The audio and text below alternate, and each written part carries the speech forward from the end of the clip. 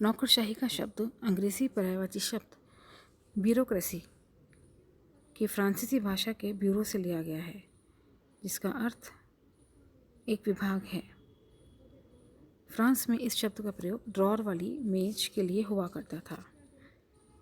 जहाँ जहाँ सरकार में निरंकुशता, संकुचित दृष्टिकोण, सरकारी अधिकारियों की स्वेच्छाचारिता दिखाई पड़ी, वहीं उसे नौकरशाही कहा जाने लगा।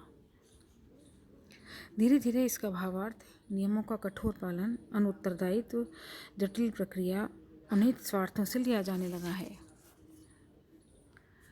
रॉबर्ट सी स्टोन के अनुसार इस पद का शाब्दिक अर्थ कार्यालय द्वारा शासन या अधिकारियों के द्वारा शासन है।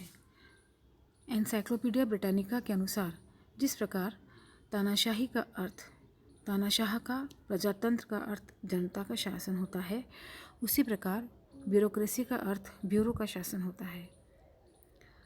मार्क्स ने नौकरशाही शब्द का प्रयोग मुख्यतः 4 रूपों में किया है।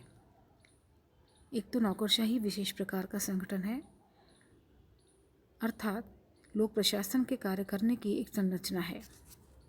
दूसरा, नौकरशाही संगठन की एक ऐसी बीमारी है जो अच्छे प्रबंध में अवरोध उत्पन्न करती है। तीसरा, नौकरशाही एक बड़ी सरकार है। यह अच्छे बुरे कार्यों के लिए सामाजिक तथा आर्थिक व्यवस्था से जुड़ा हुआ एक विशाल संस्थान है।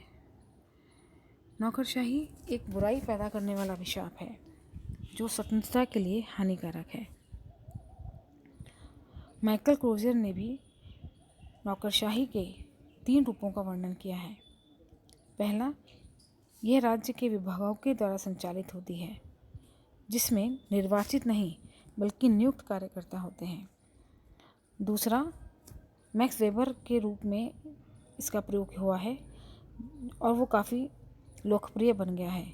इसके अनुसार नौकरशाही सामूहिक क्रियाओं का तार्किकीकरण है। तीसरा, इसका प्रयोग एक ऐसे संगठन का द्योतक है जिसमें कार्यों का धीमापन, प्रक्रियाओं की जटिलता, नियमित कार्यविधि, लाल फीताशाही आदि बातें आती हैं। संक्षेप में नौकरशाही के विभिन्न प्रयोगों को देखकर ये कहा जा सकता है कि यह एक अस्पष्ट और अनेकार्थक शब्द है। नौकरशाही के संबंध में मैक्स वेबर के विचार काफ़ी महत्वपूर्ण हैं। नौकरशाही शब्द सरकार, उद्योग तथा सेना जैसे आधुनिक बड़े बड़े संगठनों में कार्य करने वाले कर्मचारियों के लिए प्रयुक्त होते हैं। नौकरशाही के आदर्श रूप को मैक्स वेबर ने वर्णित किया है।